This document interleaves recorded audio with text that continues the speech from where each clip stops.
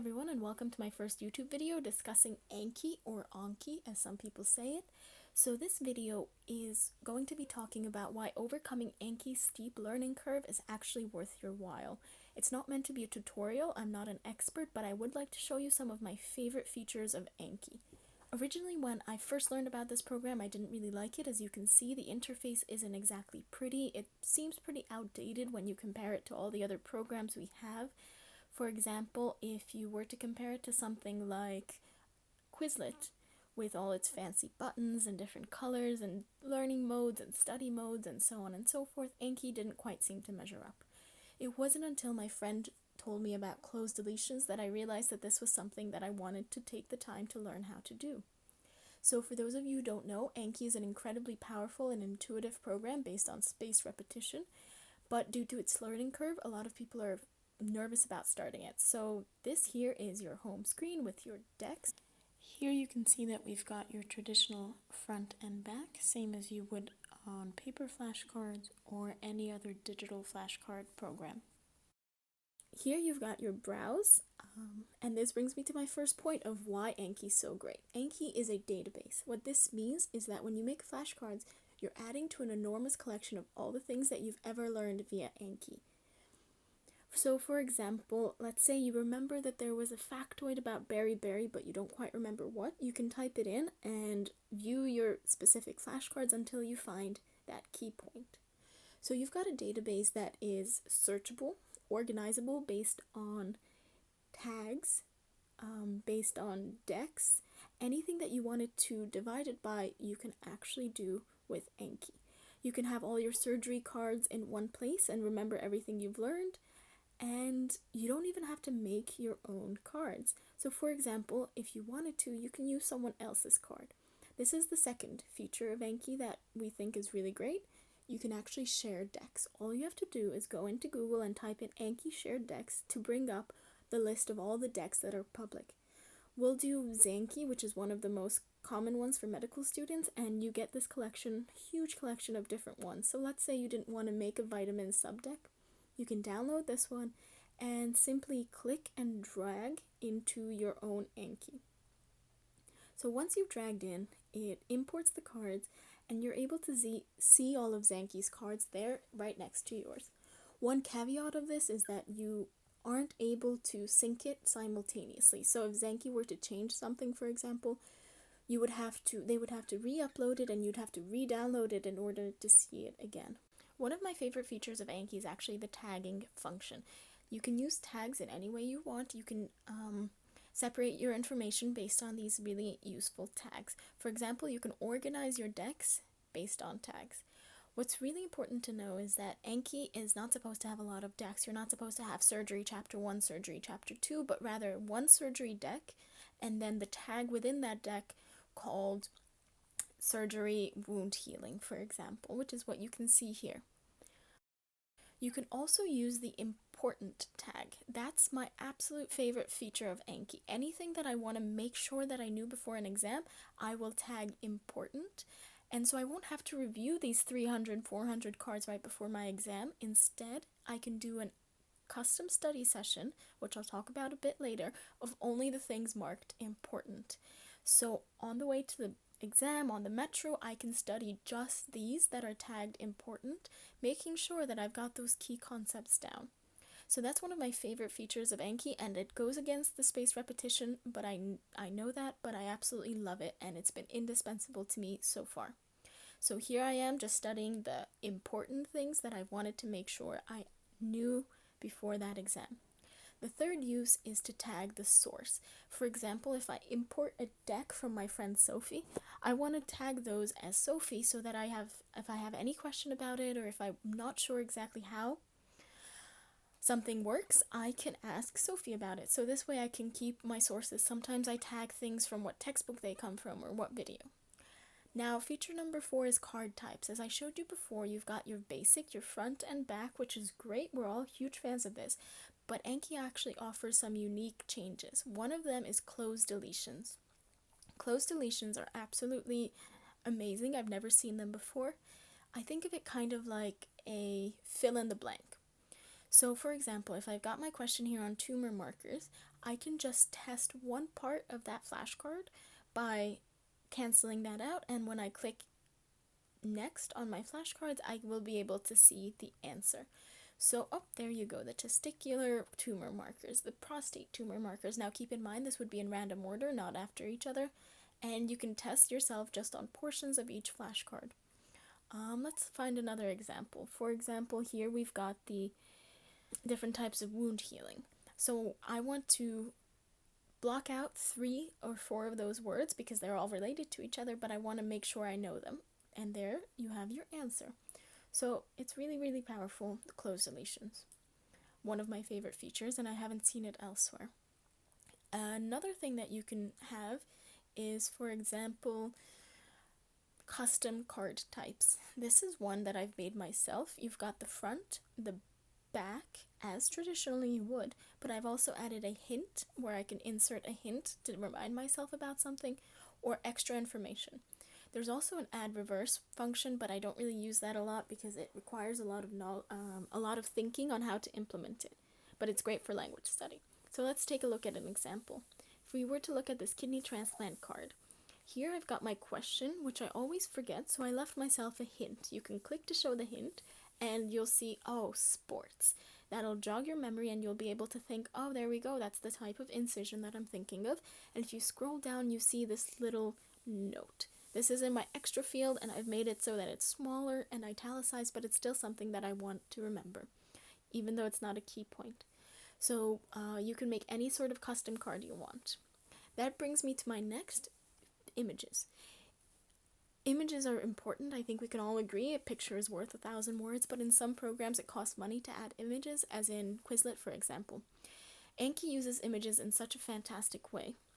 You don't have to download and upload things. You can often just use a copy and paste from the internet, a picture that you've got on your desktop. You can click and drag. So here I'm gonna just copy, Control C and Control V, and there we go. You've got your image, which oftentimes is a lot more telltale than a description.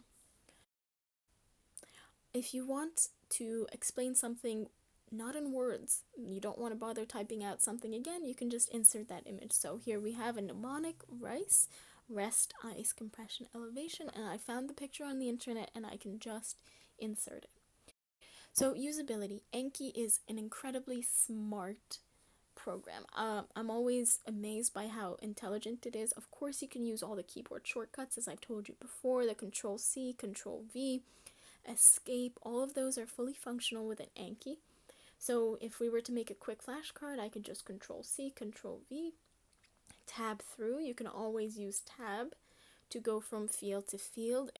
And then if you remember, for example, that you're making a wrong type of card, for example, a closed deletion, you can simply switch the type of card and it remembers where that is meant to go. So it doesn't delete it, it doesn't forget your information. It's really great.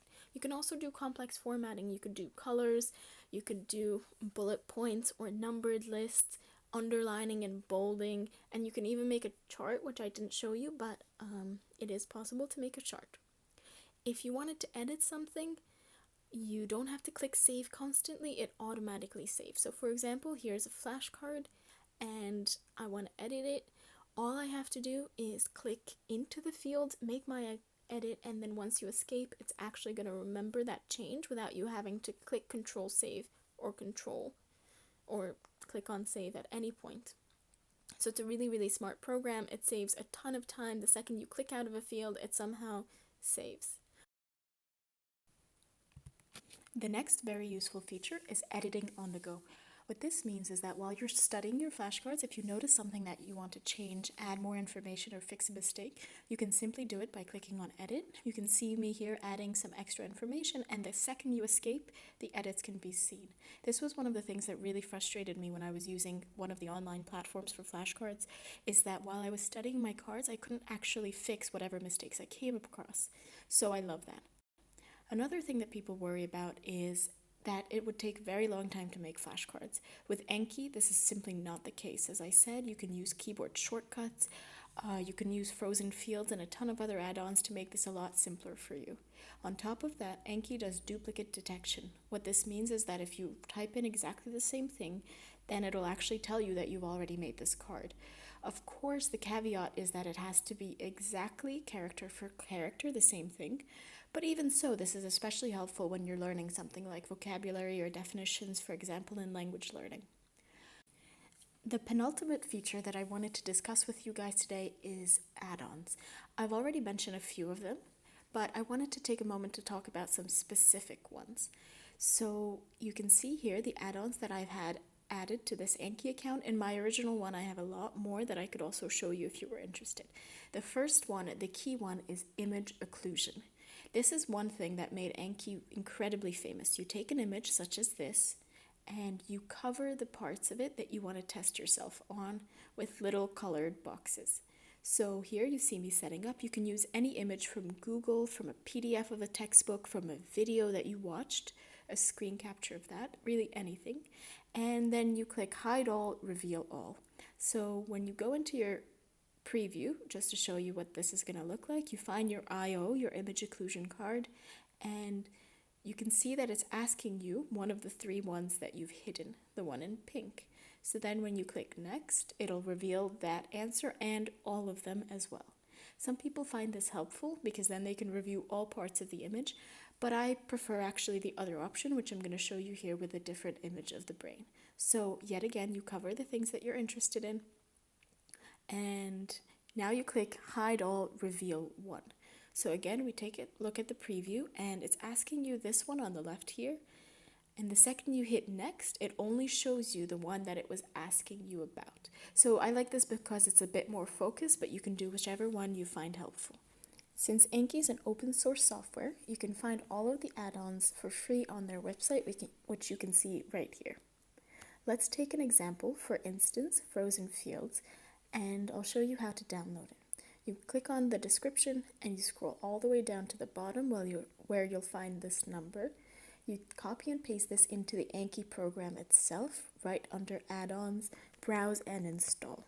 You can't see it that well right here, but you would click OK, and restart the program. Once you restart, you'll be able to see the newest add-on here in your list of add-ons. You can find different ones on the website or look up favorite ones from my blog or several other blogs out there. There's so many options, so I absolutely recommend that you do some research and find what would help you. The final feature of Anki that I wanted to talk about is custom study. We've touched upon this a little bit when we were talking about the important tag, but let me show you a bit more of how it works. So you can choose what kind of custom study you want. I usually do the one with tag, and you can choose how many cards you want in random order and even exclude some hashtags. You can this way make a study deck of only the things that you want to focus on, for example, the things you think are your weakness. Here you can see me studying only the wound healing aspect of my surgery deck, which is a really focused, quick study session that ensures that I am going to know the things that I know I don't know. It sounds a little silly, but as I showed you before, this is also very useful when you've got your important tag set up so that you can really just focus on those last minute things on your way to the exam. So there you have it. These are my top 8 features of Anki that I think make learning this program really worth it, especially if you're going to be studying something that is very theory heavy, little bit of memorization, something like law or medicine, or honestly languages, whatever you're studying that you think you need help memorizing. There's tons of tutorials out there. I've linked a few of them in the blog post that's in the description box below. Feel free to do your own research, figure out what add-ons you want, and really just dive right in, because honestly I think it's worth it. I hope you found this video helpful. I have a few more coming up in the future. I'd love to hear your comments below, or you can even talk to me on Instagram, where you can follow me as well if you're interested in the daily life of a medical student. And thanks so much for watching.